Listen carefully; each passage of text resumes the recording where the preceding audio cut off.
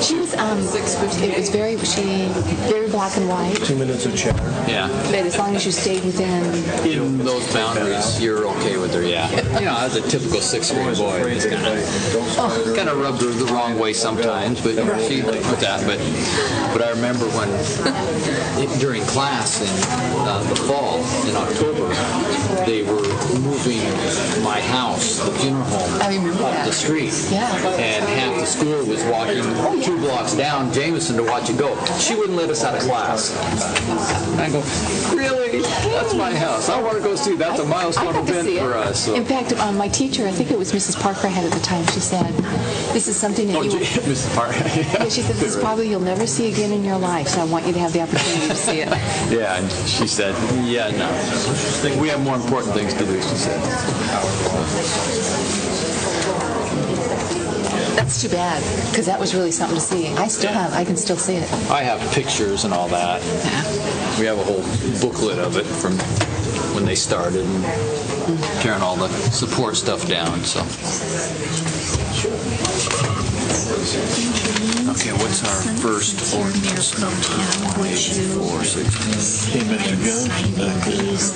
This is the payroll one.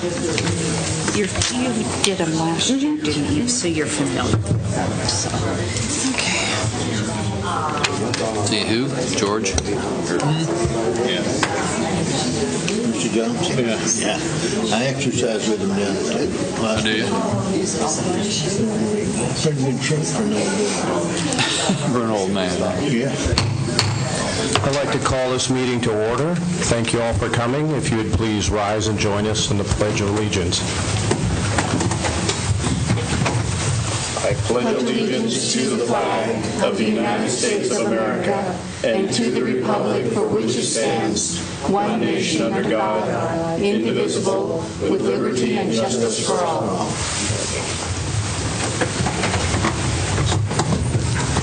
So, for the record, Mr. Berg is in Olympia, as is Councilman Cornegay. Councilman Sandstrom is recovering from some surgery today. Would anyone care to move to excuse those absences? Mr. Mayor, I move to excuse the absence of Councilman Cornegay and Councilman Sandstrom. Do I hear a second? Second. Any discussion? All in favor? Aye. Any opposed? Okay, motion carries. Next on the agenda is the consent calendar. Council knows the drill. There's items A through G. If anyone sees anything they would like removed from that, let me know and we'll pull I it. think we're okay with the fire station building. So they need it, so. Mr. Mayor, I'd like to make a motion to approve the consent calendar, items A through G. Second. Okay, motion has been made by Councilman Kinzer and seconded by Councilman Lemley to approve the consent agenda items A through G. You know who he is? Any further discussion? All in favor? Aye. All opposed? And it carries unanimously. Next up, we have a special presentation from the Tulip Festival, Cindy Verge. Ooh, that's pretty. Of course it is. Let me first introduce you tonight to Tina Puller. I almost said Puller like the quarterback, and that was wrong. She is our board president this year, and she'd like to say a few words before I present the poster. Good evening, everybody. I just want to say thank you for taking the time again. We always really love coming here and presenting you with this year's poster. And I believe this is my 6th year on the board, and I think it's my 3rd year coming here in front of you. And I just love the Tulip Festival so much. All the people that come, and it makes everybody so happy. So again, just want to thank you very much for taking the time tonight. Thank you. Thank you, Tina. Yeah, we like being a part of this. And we like that as well. It's really a point of pride for me when I am able to go to different meetings in different places and explain how that we have the support of all the cities in our valley and that we proudly have these posters hanging in all the city halls, and it's really neat.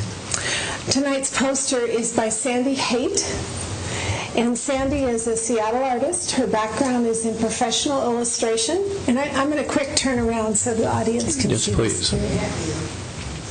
And I have taken some beautiful, beautiful English. And Sandy's background is so she does things like book illustrations and logos, and then she started doing fine art work.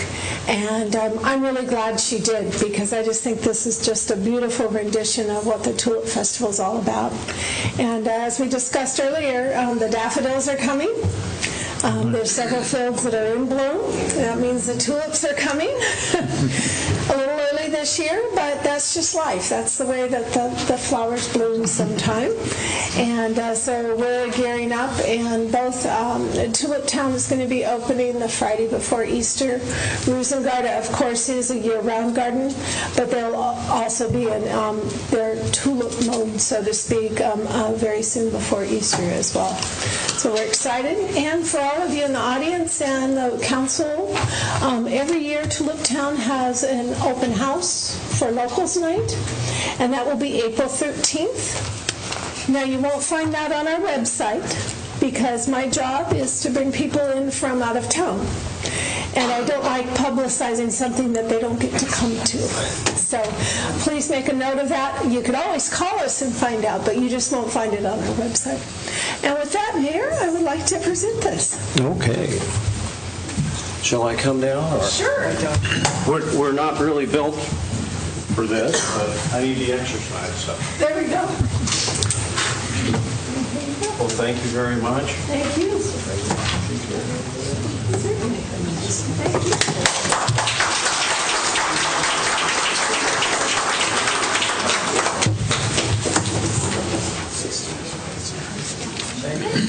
All right, well, we have a nice place for this. Excellent. I think for now I'm going to set it over here so everybody who's here can look at it. And hopefully I won't.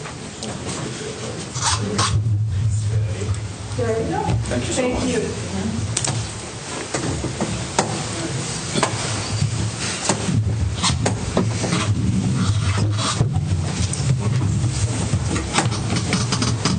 Yours is locked. Okay, next up is our public comment period. I will remind anybody who speaks that you have a 3-minute time period. Please try to limit yourself to 3 minutes. If you have a thought, I will let you finish it at the end of 3 minutes, but just be courteous of who's next. Remember, you're addressing the council. It's not a time for question and answer or cross-examination. So with that said, whoever would like to be first, please come up to the podium, state your name and address. Good evening, City Council. My name is Dave Anderson, and I live at 928 Beachley Road here in Sedro. I would like to talk tonight about the last City Council meeting and Mayor Wagner's library proposal and his response to concerns about it. City Council members, I am opposed to this proposal. I felt intimidated about speaking up about it last week. I guess you could say there was bad juju in the air, but I feel strongly enough about it that I'm coming out and speaking about it tonight. First of all, this is not the 1950s South. There's absolutely no discrimination or segregation going on here, and allegations of that are patently ludicrous. I know for a fact that a child who lives outside of city limits came to the city library's story time yesterday, along with 28 other kids, and left thrilled and smiling with 8 books checked out to her and her infant sister without paying a dime. And she's not the only one. The Sedro City Library staff cares for all their patrons, and every reader who desires a book is welcomed and given one at the Sedro Public Library. Second, Mr. Mayor, you claim in 3 years we went from nowhere to nowhere, and that statement's incorrect as well. For 3 years, the Sedro-Woolley Public Library has been willing to contract for money with the Central Skagit Library District, and they have chosen to deny their constituents immediate access to the full-service library. That makes it their failure, not ours. And third, advisory council, that's all it's going to be. Most of you are parents, right? Just because you tell your kids to do something doesn't mean they're going to listen. They might even do the opposite of what you tell them to do. So this proposal, as it stands, gives city residents absolutely no voice whatsoever in this proposed partnership. So, yes, Mr. Mayor, it will be taxation without representation. And fourth, I take exception to some of the comments made by some of the county residents at the last city council meeting that if the city has no leverage and has nothing else to offer except money, then why are they even considering this proposal at all? The Central Skagit Library District has plenty of their own money. So, I mean, what, do they want immediate access to our books and services? I mean, maybe we do have some leverage after all? You got about 30 In that seconds. case, this proposal, which hands over the whole farm without even asking the farmer, should be rewritten to make sure that the Sedro-Woolley Public Library, a Carnegie-bestowed historic library, remains in the hands of its citizens who received that library only by promising to maintain it and fund it with taxpayer money in their city. I do not support this proposal, and I demand an informed public vote on it before moving forward. Thank you. Thank you.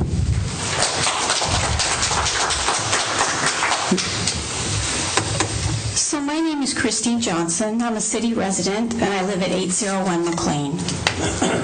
So I also am here to speak against the mayor's library proposal.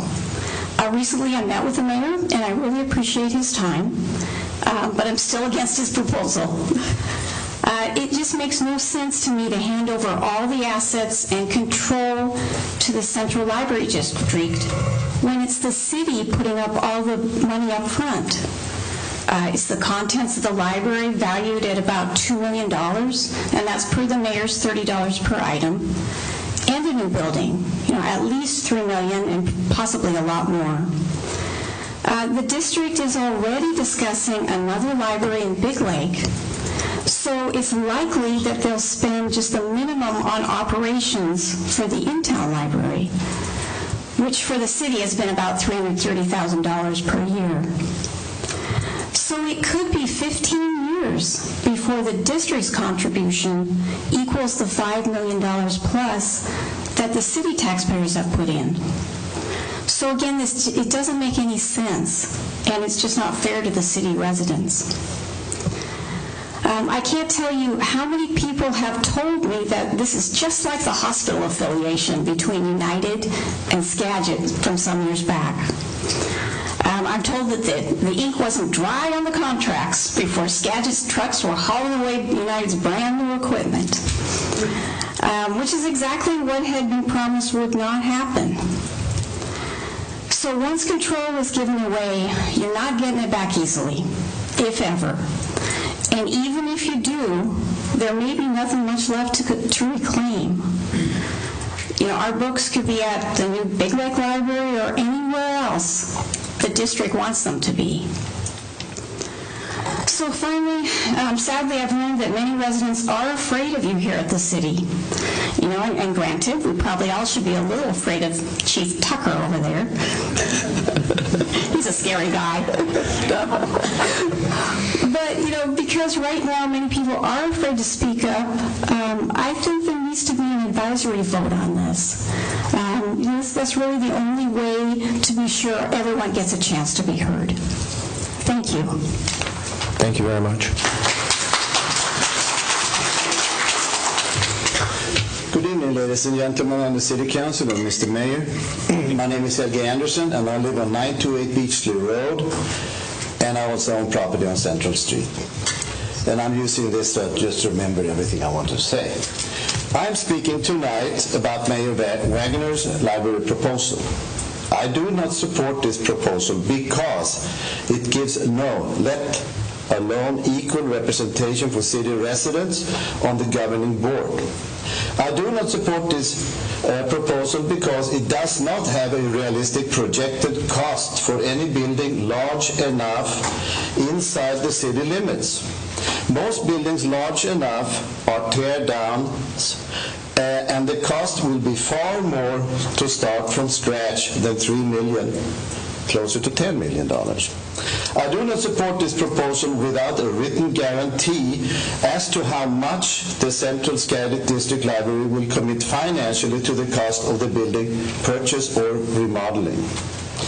I do not support this proposal since it means losing the current library staff, which has served our community well for over 30 years. The so-called promise to keep current staff is no guarantee that under new management that they will actually keep them. I do not support this proposal without an informed public vote. However, I do have a few suggestions. Let's keep and expand the library we have now. That's the cheapest, fastest, and most cost-effective option, and we will retain control over it. Or purchase the old Rite Aid building near Food Pavilion and build an overpass for the kids.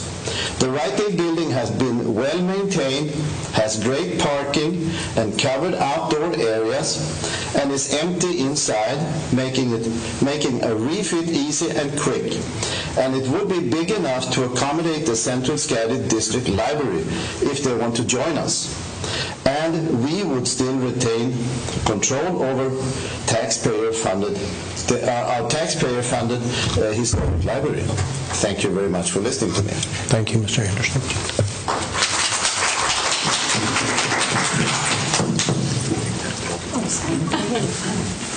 Good evening. I'm Loretta Sarin, and I'm a resident of this lovely city, and I reside at 801 Park Place. It's actually Cottage Park Place, excuse me. I'm a little bit nervous here. I'm speaking up because I am opposed to the library proposal.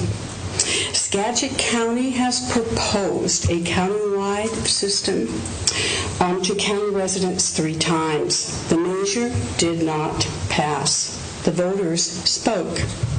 Our library came to fruition through the grassroots efforts of city residents. The city taxpayers over multiple decades have provided the funding of the library. Many here, I know, are sympathetic to all residents who are outside of city limits. Myself personally, I have supported a countywide library system. Yet cannibalizing a city library is not the solution to provide library services to unincorporated residents that reside throughout the county. In a February 5th memo to the City Council, it was stated that residents outside our city cannot use the library. They can have access by paying an $18 fee every 3 months. This is a fair request at $6 per month, which covers all of their family, not individually. $6 per family. It is a very fair fee in a request to help defray some of the costs that city residents pay through their tax dollars. As our elected officials who made the honorable choice to serve the residents and to be stewards of our city resources, the library proposal needs to be tabled. This decision needs to be made by the residents of Sedro-Woolley. It is their right to vote. If they want to relinquish their library to the county voters have spoke. Now it is time for the taxpayer of Sedro-Woolley to have theirs too. Thank you. Thank you.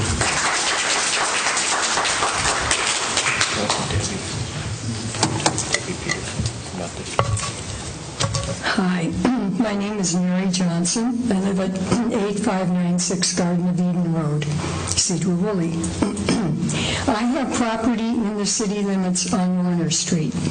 My late husband and I have been paying property and business taxes to the city of Sedro-Woolley for over 60 years. I am opposed to the mayor's proposal and think the citizens should have an advisory vote on this issue. Thank you for your consideration. Thank you, Mary.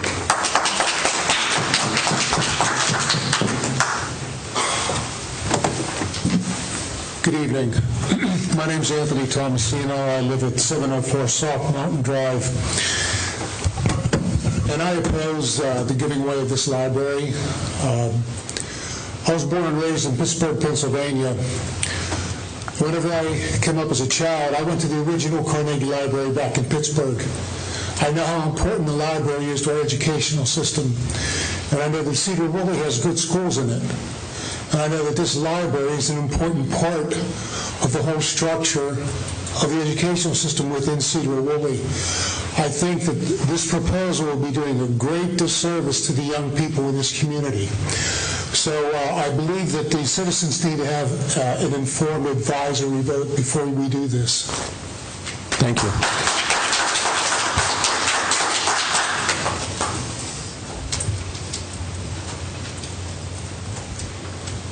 My name is Pat Hammond, 729 Sock Mountain Drive, Sedro-Woolley.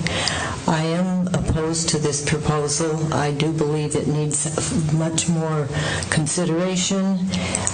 I want everyone to have access to a great library.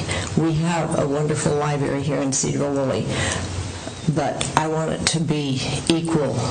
So I really think we need to look at this over again. Thank you. Thank you. Anyone else for public comment?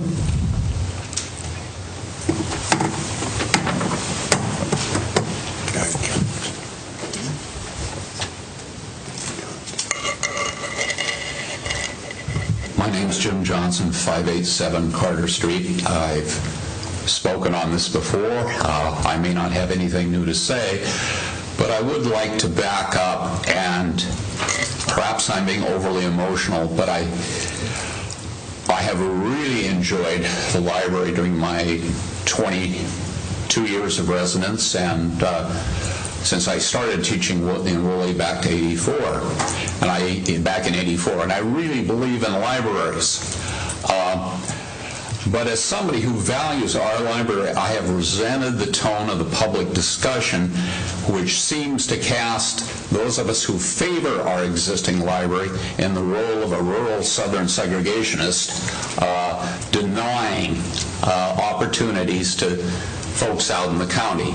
Or, alternatively, as some intellectual elite, an urban elite, if you can imagine, in Sedro-Woolley, who prefers to keep kids out in the county barefoot and ignorant.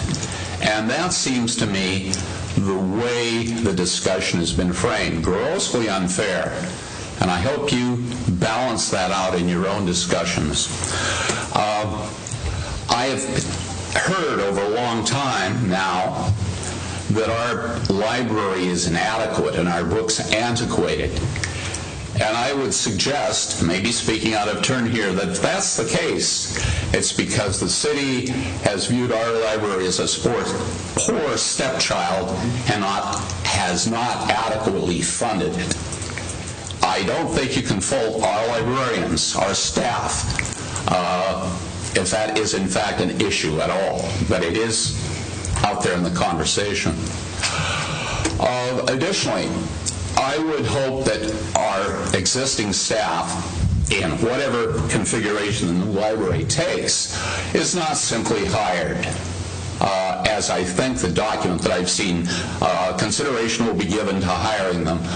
These are professional people. I hope they don't end up pushing brooms or dusting bookcases. I think we need to look a lot more carefully at this. I think we certainly, if perhaps a vote is in order, at the very least we need representation on a library board. And seems to me we need to really work together, and I have not seen that happening.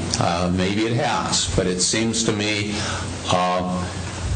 that the folks in Sedro-Woolley are simply trying to make their voices heard, and I hope you listen. Thank you. Thank you, Tim.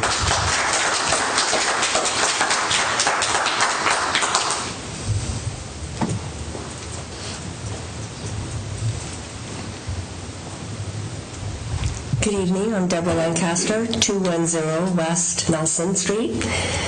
and I'm a resident of Sedro-Woolley. Lots of wonderful things have been said here, and so I'd just like to echo again that first, we have a great library, and that the citizens of Sedro-Woolley really do deserve to have a deep voice in this, to have a voice in this conversation. The last gentleman spoke very well of the staff, and the only thing I can add is that Deborah Peterson, I don't know, maybe if you know how well she is considered throughout the county for the work that she does, particularly with children. That's how I know her best. Deeply respected. And it would not serve our city well, both, I guess, politically, but also just in the service to us.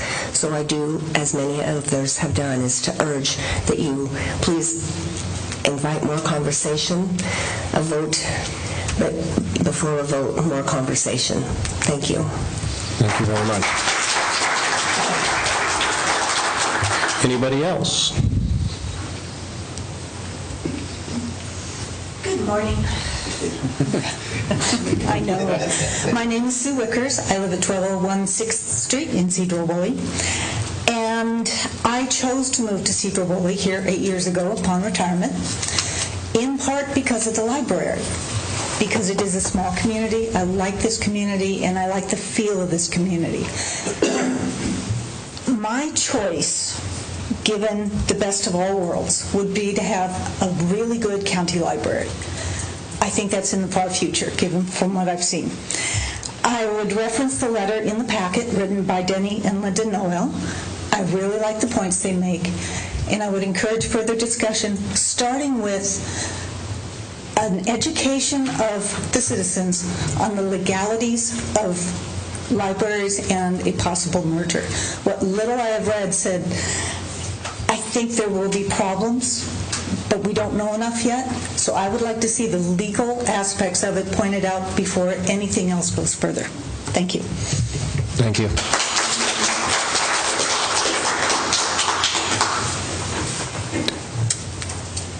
Last chance.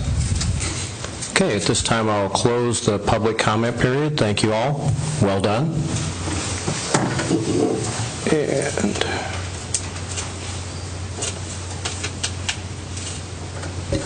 do you want me to scare him out of here now, or you want to let him stay? I'm a little scared of you, Chief, so I think the remark was a point well taken. Okay. Item 6, unfinished business, proposed actions regarding public uses in the mixed commercial zone. Ordinances and action are requested. I believe this is John? Yes. All right. So, back in, giving people a moment to leave. Back in October, the City Council put a moratorium on public uses in the mixed commercial zone, so the council could have a chance to step back and see what what impacts public uses would have on a commercial zone.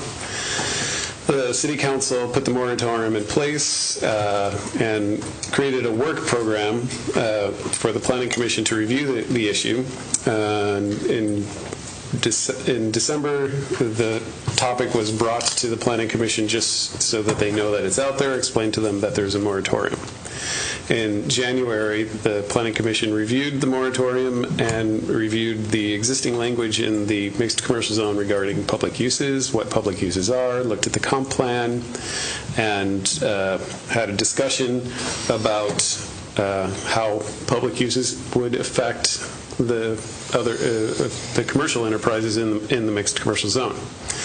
They put forth a proposed text amendment to the mixed commercial zoning that was put out for public review, and the Planning Commission held a public hearing on February 16th on the issue. So the proposal was put out there for people to review for a month, and then had time to comment on it. After having that public hearing and the results of that public hearing and the Planning Commission findings are included in this packet on page 70. 82, in support of the proposed resolution tonight, which is actually a very simple resolution, ordinance, excuse me, not a resolution. What the Planning Commission has recommended is to change public uses from a outright allowed use in the mixed commercial zone to a conditional use, which is it's a very simple change to the text of the code. In effect, what it does is it allows for a public hearing on any proposal of a public use on mixed commercial land. That gives the public opportunity to review it, look at the specific impacts of the specific use, whether it's something like a library or a street shop or a community-owned swimming pool, whatever the public use might be. It would give the public the opportunity to review that, make comments, and the hearing examiner could then require conditions on any permit that would approve permit approval of such use. There is the possibility that through a conditional use permit process that the permit would be denied. That's not typically how a conditional use permit works. Usually it's a use that is likely to be allowed, but gives a little extra chance to review what the potential impacts would be and gives time for people to study it and give feedback on the proposal, which is different than an outright allowed use, which as long as the use is allowed by the code, that means you could just go in and the public would have no opportunity to review it and see if there's significant impacts. So in essence, the Planning Commission found that public uses may, in certain circumstances, have enough of an impact on its surroundings, whether it's traffic patterns or neighbors directly adjacent to the proposed use. And so Planning Commission is recommending that they become a conditional use. Should the City Council approve their recommendation and make this text change, this was all done during the moratorium.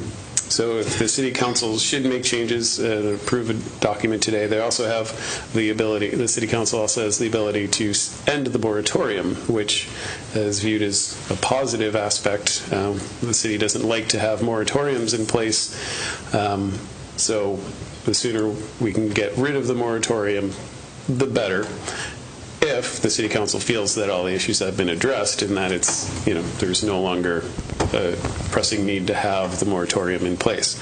So the Planning Commission has worked through this quickly and got this to the City Council actually ahead of schedule from the work plan in order to facilitate ending the moratorium sooner than later. That's, of course, at the City Council's will. This is the first read tonight.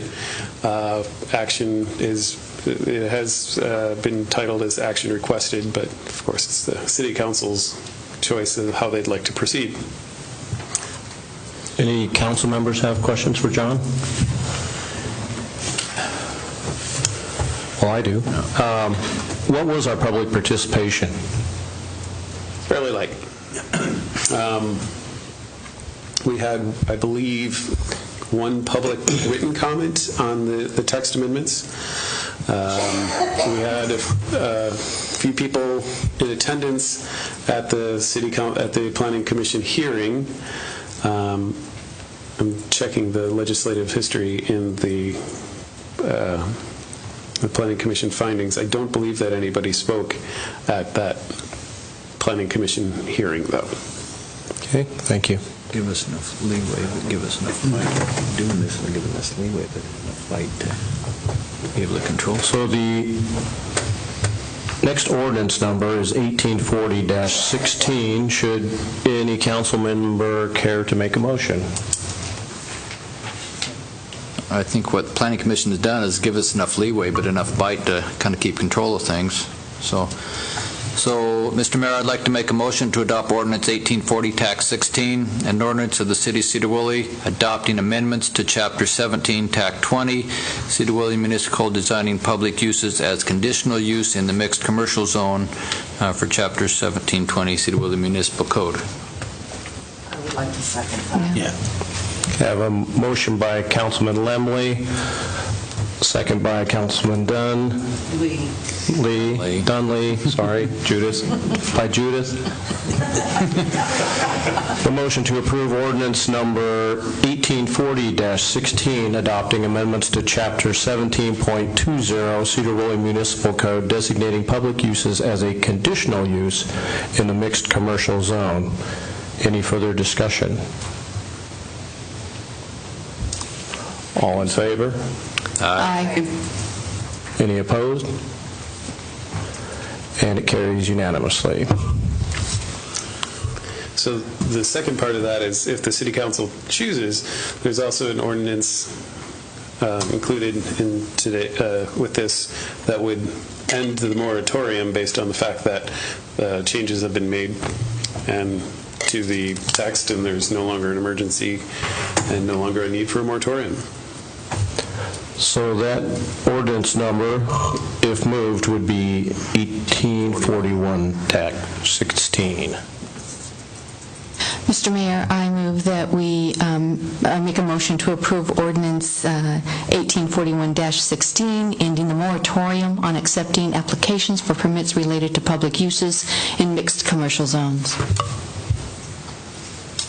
Second. Okay, the motion is made by Councilman Johnson and seconded by Councilman Lemley to approve ordinance number 1841-16, ending the moratorium on accepting applications for permits related to uses in the mixed commercial zone. Any further discussion? All in favor? Aye. Any opposed? And it carries unanimously. Okay, we'll see where that goes. I break them back. Thank you. It's nice to know the moratorium is off. Item 7. I think this is you also, John. Correct. Expands. So final plat approval of the plat of Sock Mountain Estate Views North 5, a planned residential development. First reading. Yes. Okay. So the City Council approved a resolution supporting a preliminary plat of Sock Mountain View Estates Phase 5 North. This is continuation of already work that had been done, several phases that had already happened up on the Sock Mountain area off of Portobello. This is for 28 lots. So after the preliminary plat approval, from there the developer goes and completes all the site work and makes sure that everything's in place. So now, if the City Council passes an ordinance supporting final plat approval, the plat map can be recorded, and the lots will exist. And the county assessors, they can be sold and houses can be built. This is a first read, so if there's any questions about the plat itself, happy to answer them.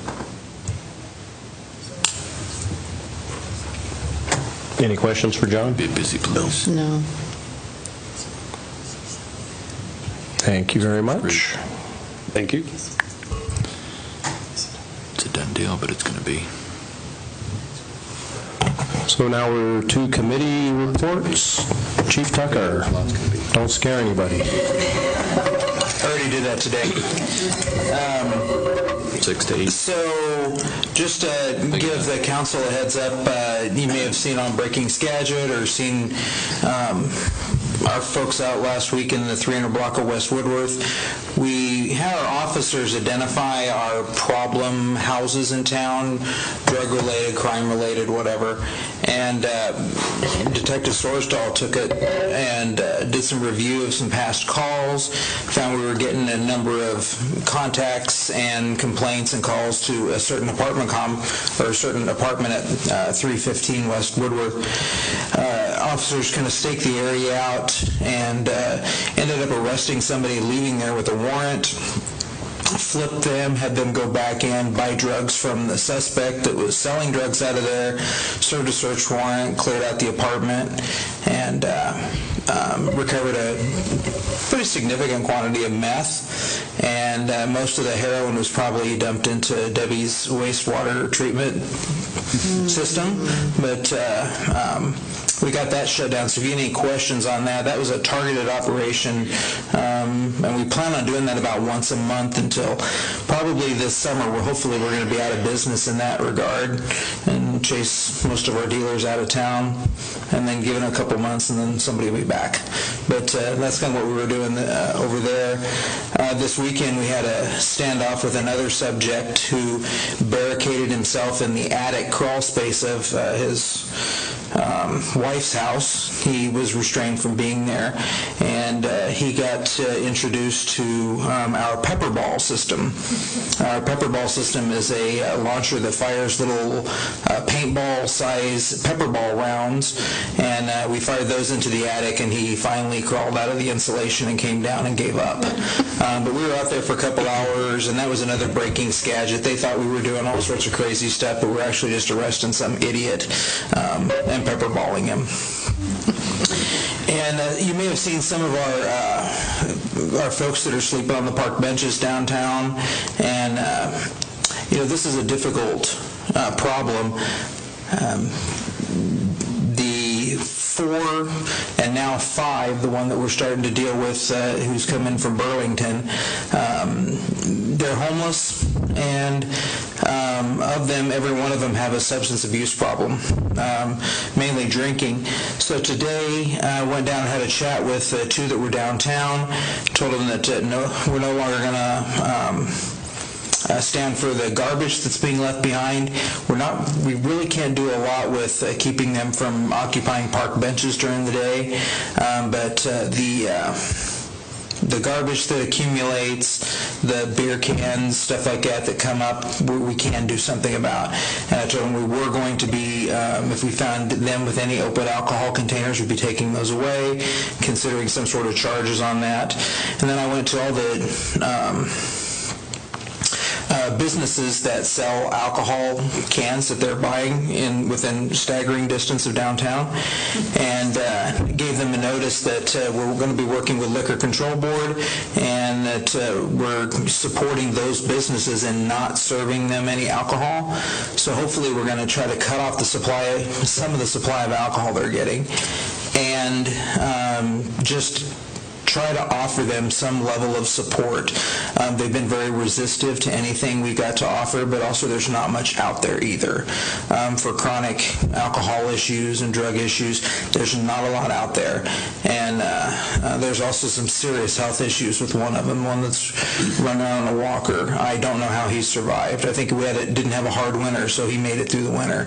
But otherwise, I don't know how he did, honestly.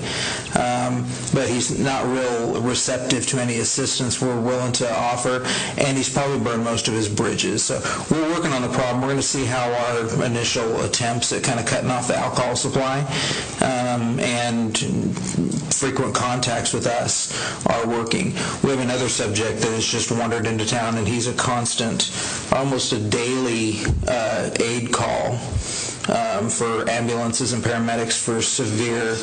Yeah, he was here last summer, was kind of away for a while, and then came back. So we're working on the issue, so if you get any more calls on that, just make sure to direct people to call 911 or call the police department. We'll document all those calls, and we'll use them, put them together in a package for to see if we can do more with it. If we have a lot of calls, we might be able to convince somebody to take some action, but I'm not sure where we're going to go yet. That's all I have. Can you bring me up to speed on the missing baseball equipment and what that was about today? Well, that was one of our night shift crew was out doing just the normal patrol in the middle of the night, went by the ball field storage, and noticed everything was fine at about 2 o'clock this morning, or would have been Tuesday morning. And then about between 3 and 5, somewhere in there, went by and found the padlock where the hasp had been pried off. There was no other indication of what it was missing. He had no idea what was in there. Got a hold of somebody. I think he got a hold of Nathan to try to re-secure it, and then get contact information for the Little League that's responsible for it. And I do believe that they put out a plea on Facebook for assistance in locating the equipment. That hit Breaking Skagit. That got picked up by Cairo 7.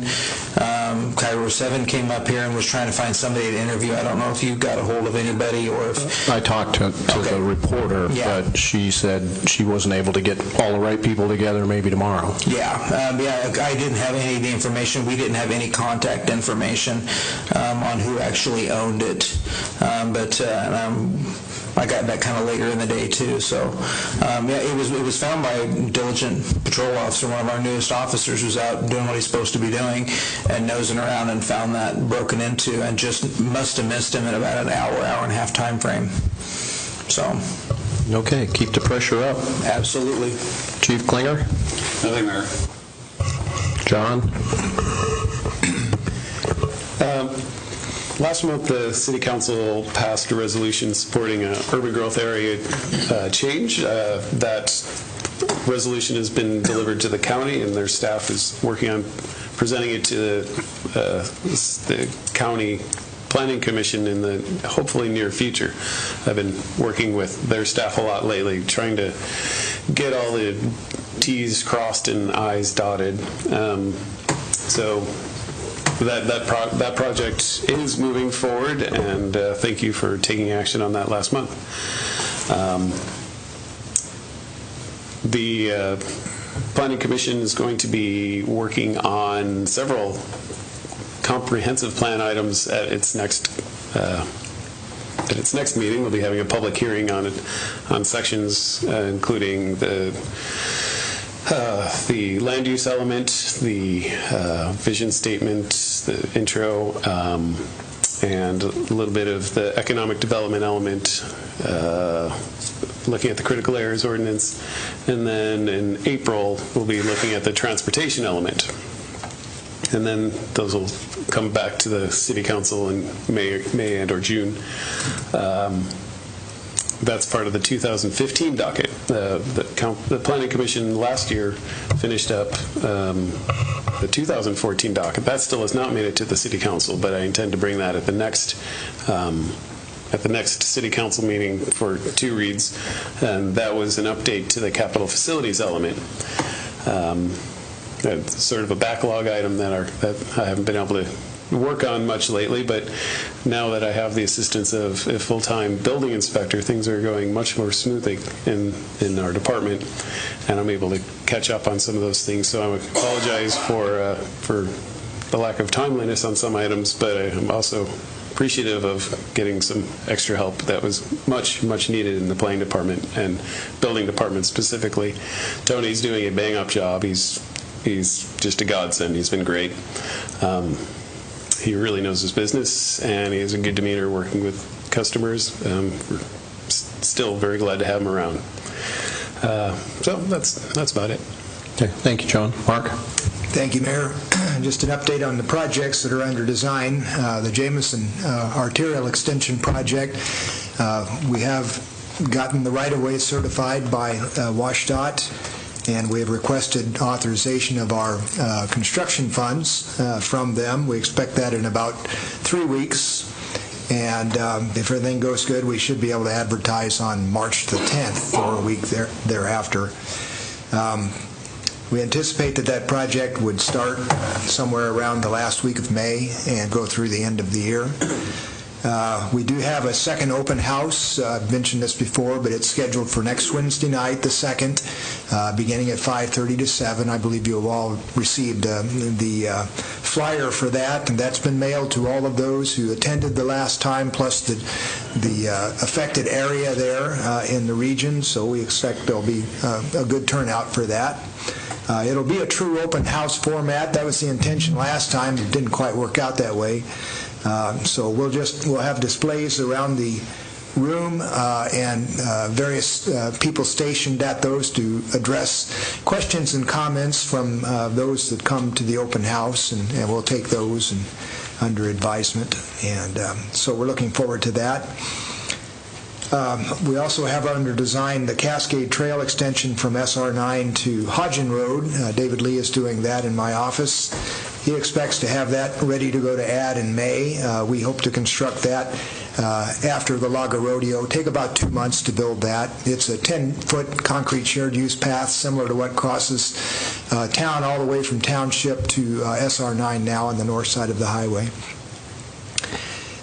We also have an overlay to do on Ferry Street from Highway 20 into the railroad crossing. That David is working on to get an ad out in March and to construct that prior to Laga Rodeo, get that overlay done. That does include a sidewalk, the section that's missing from Highway 20 down to about Borseth Street, where there is existing sidewalks in the south. And also, our consultant is working on the design for the Fruitdale Arterial Project, which will reconstruct Fruitdale from McGargle to the city limits, including the slide area. The surveyors were out this week and last week doing the base mapping for that, and they'll be working on that in earnest over the next few months. Again, our intention is to have that pretty much 100% designed by the 1st of August so that we can take advantage of the TIB grant opportunities that will come up in August. To that end, the county has announced their next round of the economic development funding. There's, I think, a couple $1 million available. The grants are up to $500,000 per project. We are planning to partner with the port and with Skagit County and submit one application for $500,000 to provide basically the match funds for that construction project. We're excited that they've agreed to partner with that. Of course, they're partners in the design work as well. And so we have one more council meeting before that grant application is due. It's due, I believe, on March the 17th. I might be off a day or two. So I'll come back with a memo for you at that meeting approving us participating in that, unless you're comfortable with authorizing me to go ahead tonight. But we do have the time on that, and I'll give you the details what the estimate for the project will be. We'll be the lead, as we are on the design, with preparing the application. I'll be working on that starting next week. Last council session, I was absent. Aaron brought up in my absence the possibility of participating in the funding for the Babe Ruth ball field construction, and council graciously agreed to participate in that. The Sedro-Woolley School District also came to the table with an equivalent amount, $5,000. That allowed us to break the logjam we've had on getting the fencing contract off and going, and so that's happened. The contract is in the Playfields Association's hands for execution. We expect that'll happen this week. Jim Allen, who's the Playfields Association president, is going to be meeting with us in the school district tomorrow morning. We're going to talk about that. It's a little wet out there right now, but we anticipate as soon as it dries up enough, we'll have the fencing in there, and it'll take about a week to 2 weeks to get that up and done. The grass is not coming in quite as well as we had hoped. It's probably going to need some additional seeding, so I'm not sure it's going to be suitable for playing as early as they would like, which is April 1st. But we're going to meet and look at that tomorrow and see what we can do and see if we can get some more seed and fertilizer out there to help that along. But it's pretty muddy, so it's going to be difficult right now. But it is moving ahead, and thank the council again for helping to move that off of its held-up status. Other than that, as John mentioned, the transportation plan update is going to be going to Planning Commission in April, and I've got a pile of paper on my desk to start my end of that. Our consultant's been working on doing the modeling updates and all the other technical stuff that has to go with that. Now I have to sit down with those and take the old plan and update it, so I'll be busy with that over the next few weeks getting that together. And we have received the final report on our wastewater treatment plant structure and equipment assessment. It came in pretty much as we had anticipated. We see that we've got roughly 10 years of life left in most of our structures and equipment at the plant.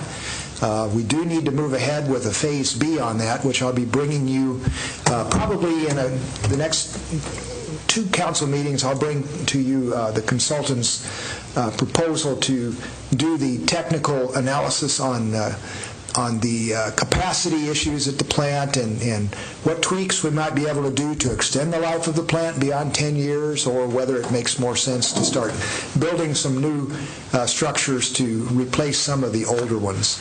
One of the things we're dealing with down there is the main core of our plant is the oxidation ditch. It's the big racetrack-looking thing for those of you who have looked at the plant. That's the aeration basin is the main treatment in the system. The structure itself is now 43 years old.